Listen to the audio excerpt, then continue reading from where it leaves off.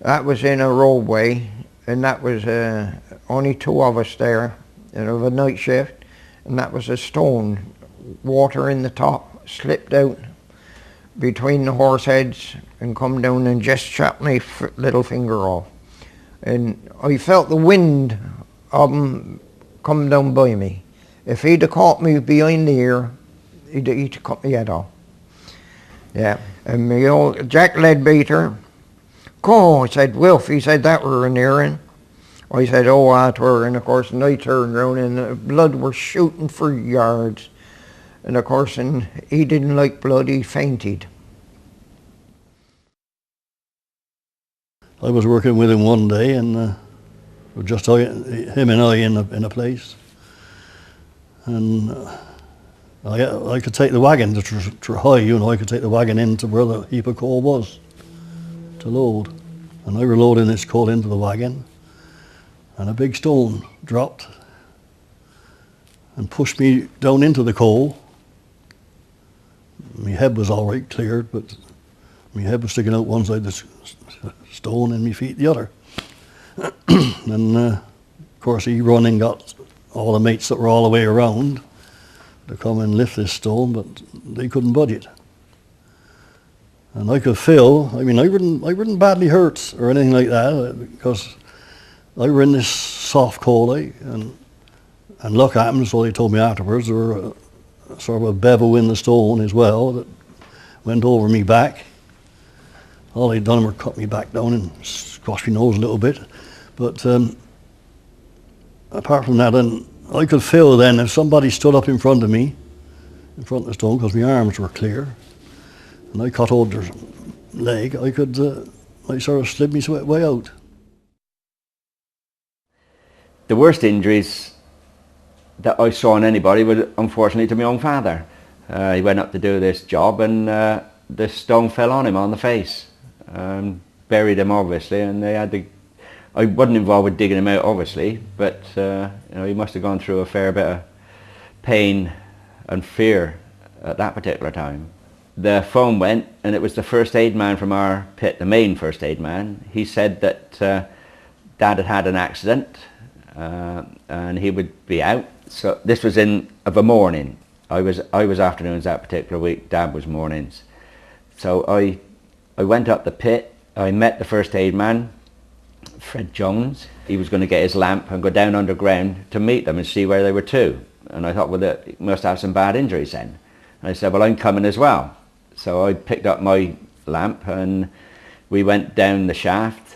We met them about a quarter of a mile from pit and met Dad, blood all over the place. He was still conscious. He hadn't lost consciousness.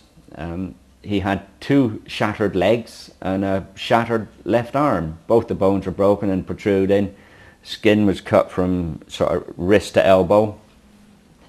So I had to tie Dad to the stretcher to get him up in the cage, because there wasn't enough room for it to be let out flat on the cage. I then got him up the pit. I got him into the ambulance, and he went off to St. Martin's Hospital. I had to go home then to wash and change because I was covered in his blood. Then I raced on into St. Martin's Hospital, caught up with Dad in one of the passageways up there. He was still on the stretcher. I think he'd had his x-rays.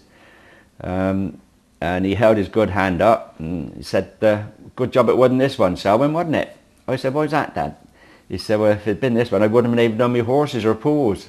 So he found something good out of that bad, that he'd suffered. It didn't work again. His injuries were too bad. One leg was shorter than the other, and his left arm was messed up. He couldn't use his arm properly, so he never worked again now. The bloody place was dangerous. Dangerous in the sense that if you were working, I'll give you an illustration, if you had anything dropping at the top side of you, you had to look out. Because it used to be airborne by the time we got back to you. We had one, a pole. He was crawling up the face and he picked a bit of slate up. And the stupid monkey, he flung it like that, never thinking that the men coming up behind him, and this Jack Hale from Ratstock, he was crawling up there then, and that hit him here, and it took his bloody scalp up. Oh, those should have just think the Red Indians had been on him. Oh, the poor was screaming. He says, I killed him, I killed him. I says, aye, the hospital killed him. It took 10 of us to get him out the pit. 10 of us to carry him. Because we had to carry him up the big incline to get him out.